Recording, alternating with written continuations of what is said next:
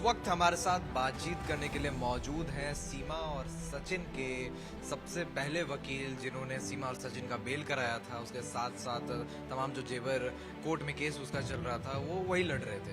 आइए हम उनसे डायरेक्ट बात करते हैं। उनका नाम हेमंत पराशर जी है। हेमंत पराशर जी, जिस तरीके से पूरा ये मामला है कि आप पूरा केस लड़ रहे थे, फिर अचानक से एपी सिंह जी का एंट्री होता है और तमाम आपके वीडियोज आ रहे हैं 2-3 दिनों से, आप क्या कहना चाहेंगे? देखिए, एपी सिंह जी के बारे में मैं कुछ नहीं कह सकता। एपी सिंह जी तो एक सस्ती लोकप्रियता पाने वाले अधिवक्ता हैं और क्लाइंटों के घर जाते हैं, तो मैं एपी सिंह साहब से अपनी तुलना नहीं करना चाहता। मैं एपी सिंह से आप तुलना नहीं करना चाहते, लेकिन आप ये कह रहे हैं कि उसकी बेल मैंने कराई है, लेकिन एपी सिंह तमाम जगह उन्होंने। देखिए, एपी सिंह साहब को भी पता है कि बेल, एपी सिंह साहब से पूछिए ना कि बेल किसने कराई, एपी सिंह साहब ने कराई या मैंने कराई या किसी अन्य व्यक्ति ने कराई। तो ये सवाल तो आप एपी सिंह साहब से पूछिए। क्या आपको लगता है कि एपी सिंह सस्ती लोकप्रियता ले रहे हैं? सस्ती लोकप्रियता वाले ही व्यक्ति हैं ये तो जो हमारी जो एडवोकेसी है, जो पेशेवर वकील हैं, उनको गर्त में ले जाना चाह रहे हैं। क्या एक अधिवक्ता का काम है कि वो किसी क्लाइंट के यहाँ जाएं घर जाकर के? और मैंने सुना है कि आज भी वो आ रहे हैं रघुपुरा में पेपर साइन कराने के लिए। अरे यार, ये वकील का काम नहीं है। साइन कराने के लिए अपने ऑफिस बुलाइए, अपनी कोर्ट बुलाइए, उनके घर जा रहे हो, क्या कर रहे हो आप? उन्हें तो आप जीने पर से उतारने के लिए जा रहे हो। Bad touch, bad touch. आप एक तरफ तो ये कह रहे हो कि सीमा हमारी बहू है, और दूसरी तरफ उसको जो सीमा इतनी कमजोर नहीं है जितना एपी सिंह साहब समझ रहे हैं कि वो जीने से नहीं उतर पाएगी, उनको हाथ पकड़ा करके उतरवा रहे हैं। क्या कर रहे हैं? बदतमीजी कर रहे हैं एपी सिंह साहब। ये भारतीय संस्कृति के खिलाफ है ये बात सारी। ये बताइए, बिग बॉस से भी ऑफर आया है, कपिल नाइट से भी ऑफर आया, सीमा का कहना है, और एपी सिंह जी मना कर रहे जाने से। क्या देखिए, एपी सिंह साहब ने सचिन, सीमा, नित्रपाल और सारे, मैं बता रहा हूं कि आपकी जो मीडिया है उसको भी हैंग कर रखा है। एपी सिंह साहब कह रहे हैं कि ये चैनल वहां उससे बात करवाओ, तो उसके पास एपी सिंह साहब की अनुमति, ये जाना है तो उसकी अनुमति।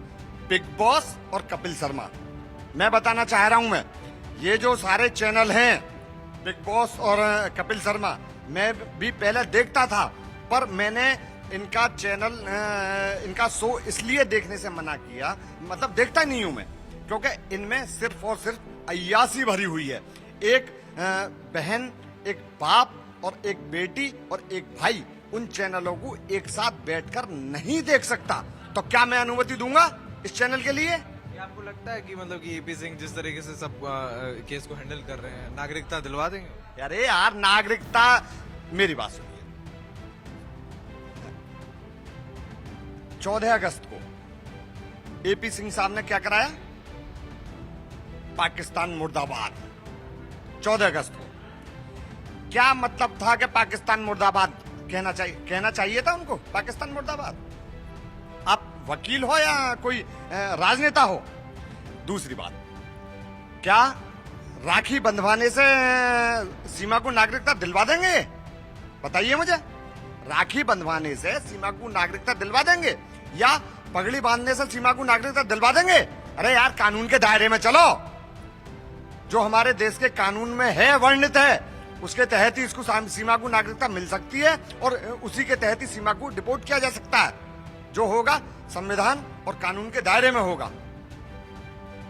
आगे का क्या मतलब कि आप सोच रहे हैं, जिस तरीके से आप इस चीज को देखते हैं, आगे क्या देख रहे हैं आप? सिनेरियो आगे क्या बनने वाला? देखिए, बनने वाला तो मैं तब तक नहीं कह सकता कि जब तक कोर्ट में चार्जशीट नहीं आ जाती, उसके बाद में ही कुछ कहा जा सकता है।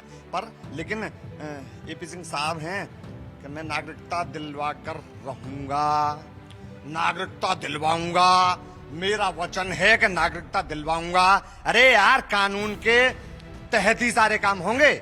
कानून के तहत, जो हमारे देश का संविधान है, जो देश का कानून है, उसी के तहत इनको नागरिकता मिल सकती है। तो ये नहीं कि दिलवाऊंगा। कैसे दिलवाएंगे आप बताइए मुझे। मैं एपी सिंह साहब से पूछना चाहता हूं, कैसे दिलवाएंगे?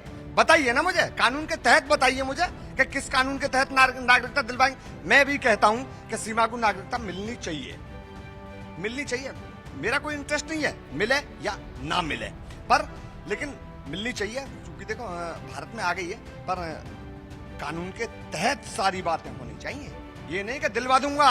कैसे दिलवाएंगे बताइए ना मुझे, मेरे सामने आओ, आइए। अभी मैंने सुना कि अभी 3 बजे रघुपुरा में पहुंचने वाले हैं फिर से। यार एक वकील का काम नहीं है कि तुम क्लाइंट के पास जा रहे हो। यार अपनी गरिमा को ध्यान में रख के काम करिए सारा।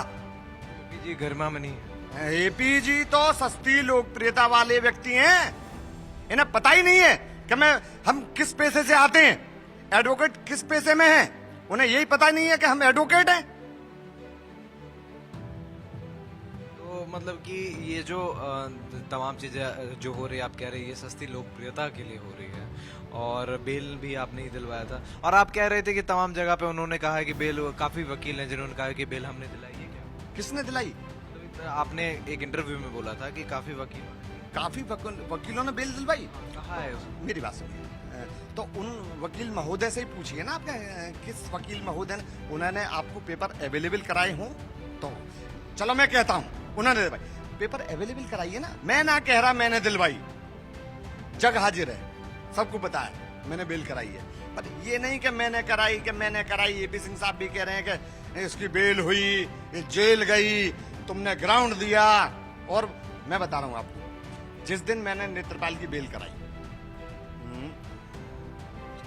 6 तारीख को, तो 6 तारीख को मैं बेल कराने के बाद में अपनी सीट को बंद कर रहा था, तो मुझ पे मेरे जो कोई साथी अधिवक्ता हैं उनका मुझ पे फोन आया, क्योंकि पराशर बेटा क्योंकि बेल आपने करवाई है किसने? उनकी भाई साहब मैंने ही कराई। मैं ये ना कह रहा मैंने ही कराई। तो यूं कि यार वहां तो जेल पे एक अधिवक्ता बंधु खड़े हुए हैं कि नेत्रपाल की जमानत मैंने करवाई। तो एक हमारे अधिवक्ता, मैं कह रहा हूं कि हमारे बड़े भाई थे, उनके भतीजे भी जो आपकी तरह ही जो किसी चैनल में थे, तो उनने पूछा कि मुझ पर फोन आया उनका कि वकील साहब आपने बेल कराई? यार करवाई तो मैं नहीं है। मैं भी सबसे पहले आप ही के पास। आप भी सबसे पहले आए थे। मैंने कहा यार मैंने करवाई तो मैं नहीं है, पर यूं कि यहाँ तो जेल पे एक अधिवक्ता बंधु खड़े हुए हैं कि नेत्रपाल की जमानत मैंने करवाई, तो आपकी बात करा दूं। तो उन्होंने मेरी उनसे बात कराई, तो वो दफा तुरंत ऑन पेपर देखिए बाबूजी, ऑन पेपर पेपर की बात आप कह रहे हैं कि रियलिटी है। रियलिटी है यार। एपी सिंह को कुछ कहना चाहेंगे? एपी सिंह को क्या कहना चाहूंगा? एपी सिंह का तुमने देखा नहीं? एपी सिंह हर जो हाईलाइट मामला होता है ना, जो मीडिया से संबंधित होता है मामला, उसमें एपी सिंह जाके एकदम कूद जाते हैं। एपी सिंह, और जो देश के खिलाफ या हमारी भारतीय संस्कृति के खिलाफ जो मामला होता है, एपी सिंह उसी में कूदते हैं। निर्भया कांड को जानते हैं आप? पता है आपको क्या? निर्भया जो है उसका नाम था, निर्भया रखा गया था, नाम मुझे भी नहीं पता, लेकिन निर्भया कांड में क्या निर्भया हमारे देश की बेटी थी या नहीं? और जो गद्दार थे जिन्होंने उसके साथ, निर्भया के साथ हैवानियत करी, उसके साथ रैप किया, और मैं बाकी शब्द आ तो बहुत रहे हैं पर मैं नहीं कहना चाहता चैनल के सामने, उसके साथ इतना जघन्य अपराध किया, और एपी सिंह साहब को यह लगता था कि ये निर्भया के जो दोषी हैं ये निर्दोष हैं, और उनके बचाव में वो एडवोकेट हुए। क्या निर्भया यहां की बेटी नहीं थी?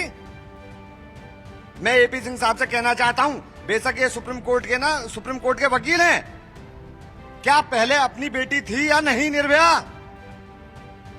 उसके साथ खड़ा होना चाहिए था।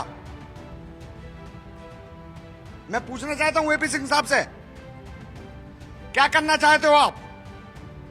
आप भारत और पाकिस्तान ना, मैं बता रहा हूं, आप भारत में ही उपद्रव करवाना चाह रहे हैं। क्यों?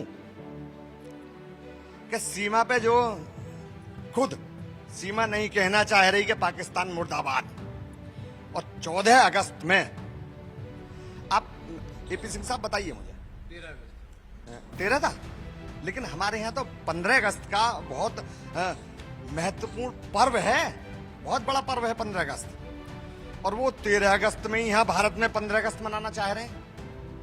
मुझे तो लगता है कि हो सकता है एपी सिंह साहब भी पाकिस्तान माइंडेड हो, है? और सीमा नहीं बोलना चाह रही कि पाकिस्तान को मुर्दाबाद कहें, और आप खुद कह रहे हो पाकिस्तान, और उससे कहलवा रहे हो मुर्दाबाद। क्या मतलब है बताइए मुझे? क्यों धार्मिक भावना भड़का रहे हो? क्यों? मैं बताना चाह रहा हूं आपको, भारत और पाकिस्तान कभी एक ही देश था, एक ही देश था। अब चूंकि देखो भाई भाई का बंटवारा होता हो गया, अच्छा वो पाकिस्तान गए, जो पाकिस्तान में भी हिंदू हैं, ऐसा बात नहीं है, पाकिस्तान में भी हिंदू, और हमारे हिंदुस्तान में मुस्लिम है, और उन मुस्लिमों से पूछकर देखिए कि वो यहाँ कितने सेफ हैं। अच्छा, मेरे मोहल्ले में भी मुस्लिम है, कितनी इज्जत हम उनकी करते हैं, कितनी वो हमारी करते हैं, और आप ये कहना चाह रहे हो कि पाकिस्तान मुर्दाबाद? क्या मतलब तुम्हारा? अरे हिंदुस्तान जिंदाबाद करते ठीक है, लेकिन पाकिस्तान मुर्दाबाद का क्या मतलब था 13 अगस्त में या 14 अगस्त में? धार्मिक भावना भड़काने के लिए, अपनी टीआरपी बढ़ाने के लिए यहां आए हो? एपी सिंह साहब, ऐसी वकालत को छोड़ दीजिए, कि जहां अपनी टीआरपी, ऐसी वकालत को छोड़िए। ये थे हेमंत कृष्ण पराशर जी, जिनका कहना है कि अगर आप टीआरपी बढ़ाने के लिए ये सब कर रहे हैं तो ऐसी वकालत को आप छोड़ दीजिए, ऐसी वकालत नहीं कीजिए। कैमरा पर्सन केसर के साथ मैं Rishabh Singh, India daily, greater Noida.